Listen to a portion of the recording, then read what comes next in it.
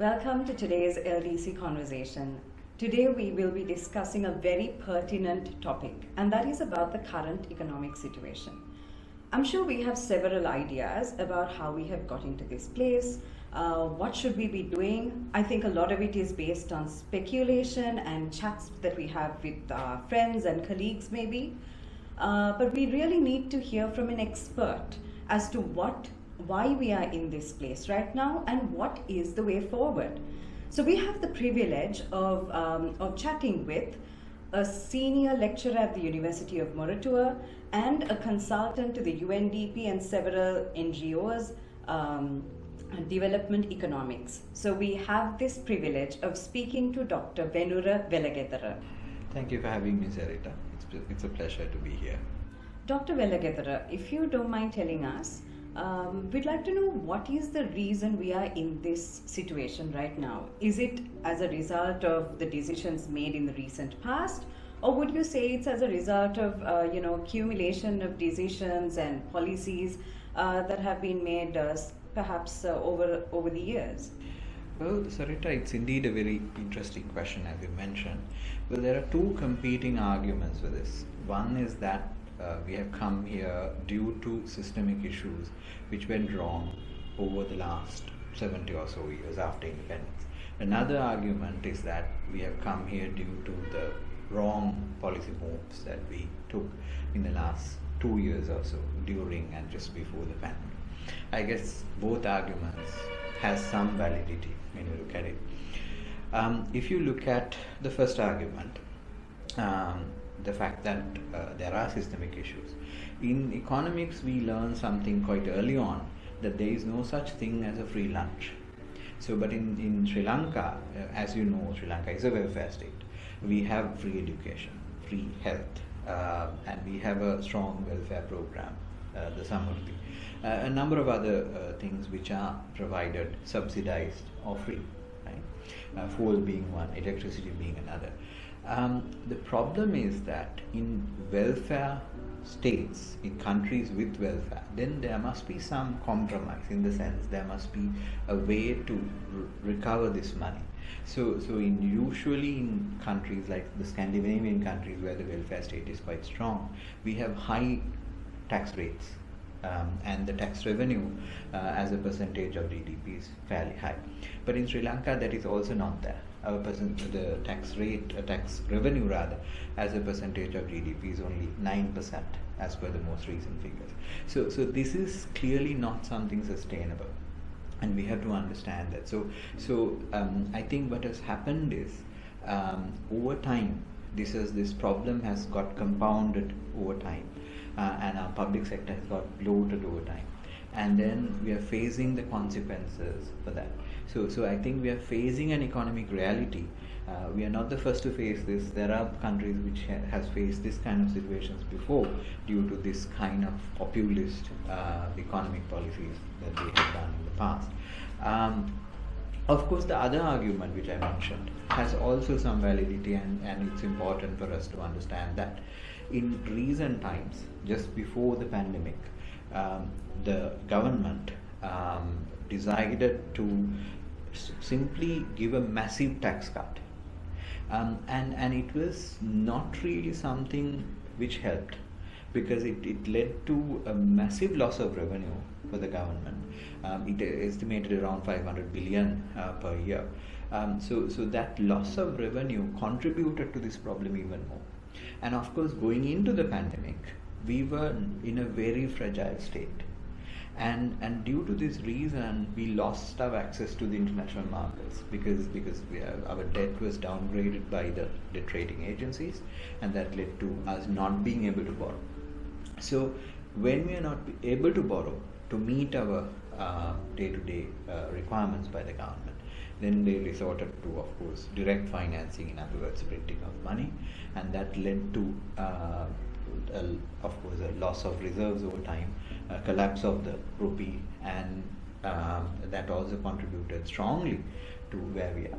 So these two competing arguments which are put forward by different parties at different points, both have some validity, and I feel the truth is somewhere in between. Thanks, Dr. Welagedara. That's a good way of looking at it. But we'd also like to know now the cost of living has skyrocketed. What exactly is the reason for this?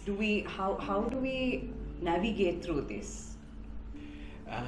Well, yes, it is indeed a very um, difficult problem to sort out and navigate out of. So, to give you some idea about this, our inflation rate has reached 64%, which is, of course, unprecedented.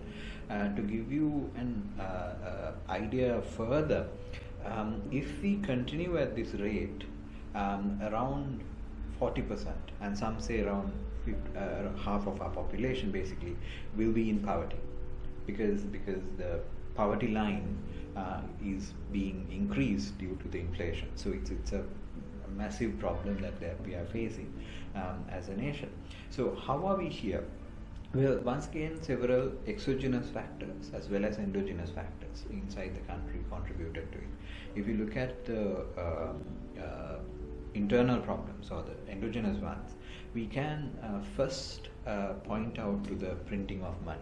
So I mentioned why the government resorted to this so-called direct financing of the budget or printing of money.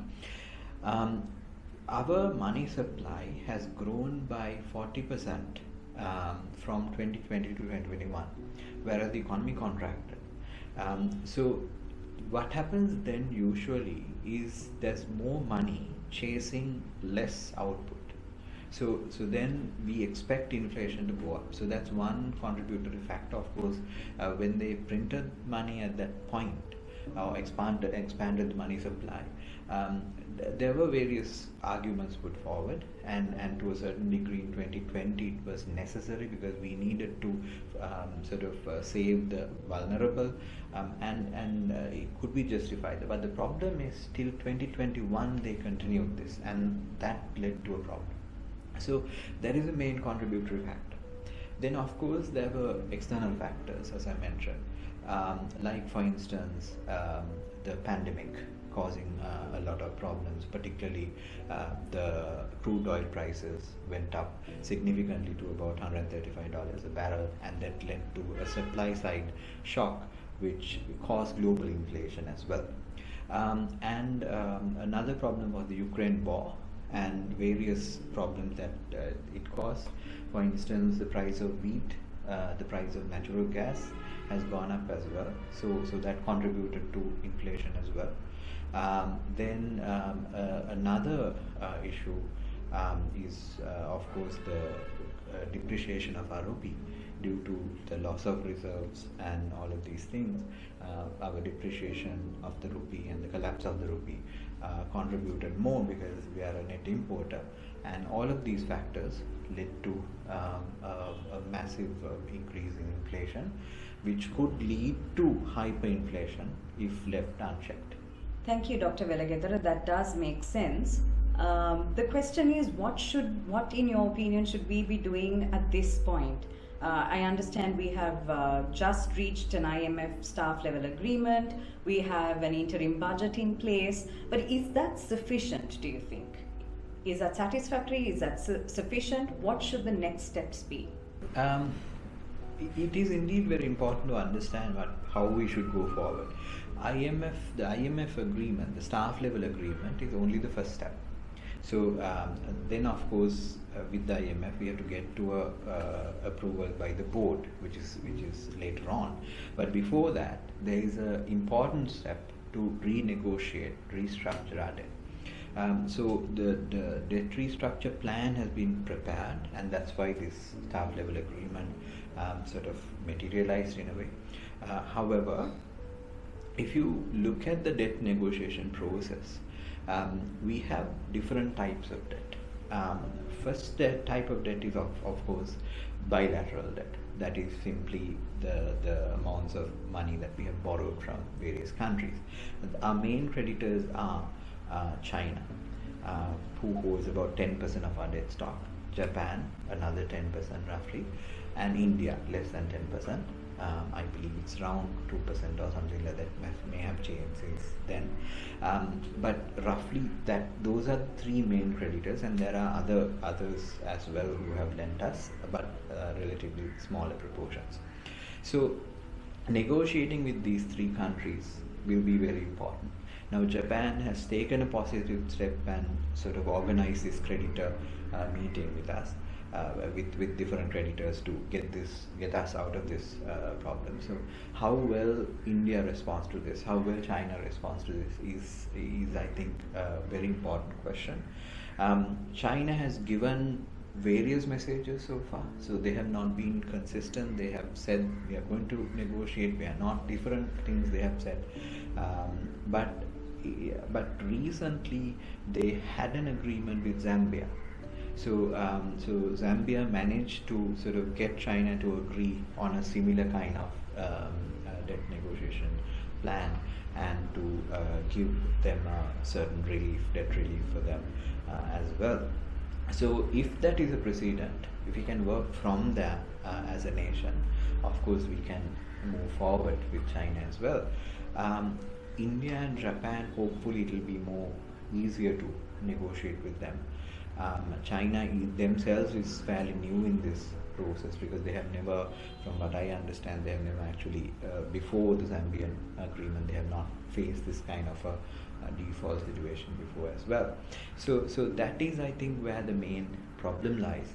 But of course 50% of our debt that we are trying to renegotiate are market borrowings, in other words bonds. So bondholders are in various places, so it's more difficult to get an agreement going with them. We have to negotiate with these individuals via agents who are appointed by different bondholders to negotiate with the Sri Lankan government. So hopefully the so-called principle of comparable treatment, where if we get an agreement going with the bilateral creditors, will play some role with the bondholders as well, like in Zambia, and we can get an agreement with all these parties, something common going. Until we reach a agreement like that, it is unlikely that we can get the first tranche from the IMF. So it's important that this step is actually taken seriously, and we move forward on it. And of course we have other types of debt, multilateral debt, which we don't have a problem with, because we have not defaulted on that, because that's from the ADB, etc. I think that constitutes about 20%, if I'm not wrong. So there we don't have a problem. So the main problem lies here. We'd also like to know, given that I understand the focus area at this point must be on debt restructuring. And if we don't restructure our debt in an effective way, there can be repercussions, is what I understand. Can you give us a little bit of maybe some examples? Are there other countries that have faced a situation like this? Have they overcome such situations? What are our learnings from those countries? Indeed, there are countries which have overcome similar situations. Most recently, as I mentioned to you, Zambia has got into an agreement to restructure their debt, and they have in fact got the board approval from the IMF to go forward. Previously, I think the most noteworthy example where IMF has helped a country is India, because it's quite close to us, so we can learn from the experience. Of course, they did not renegotiate debt at the point, but they did go to the IMF. The difference being, they actually followed through. Although Sri Lanka has gone about 16 times to the IMF, we have never actually followed through. I think 14 times out of the 16, we have never really followed through with the recommendation. So, it's like going to a doctor, getting a prescription of antibiotics, for instance, and not really following through with the course of medicine.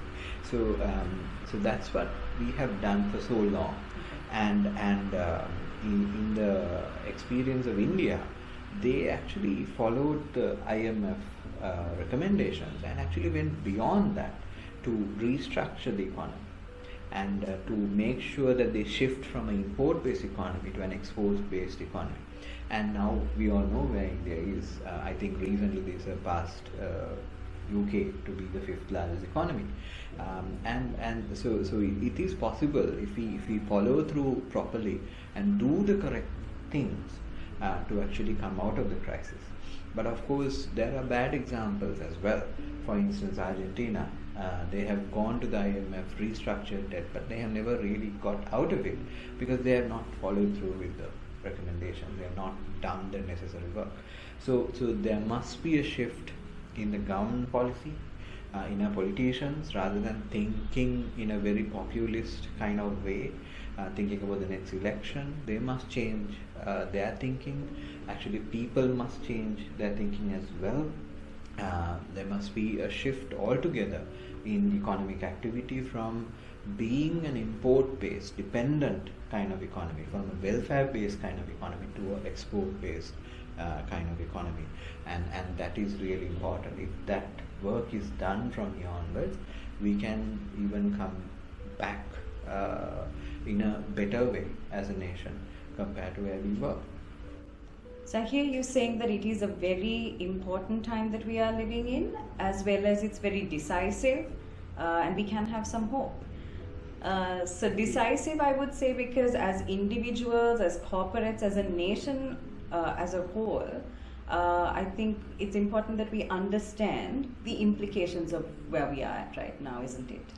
Correct. So thank you so much for your time, Dr. Welagedara. We have learnt much, and we have gained much insight, not only about where we are at right now, what the reason behind this current situation, the reason for the cost of living to increase, inflation, as well as what our priorities must be right now. So we have gained much insight. Thank you so much for your time. Join us next week for another insightful discussion.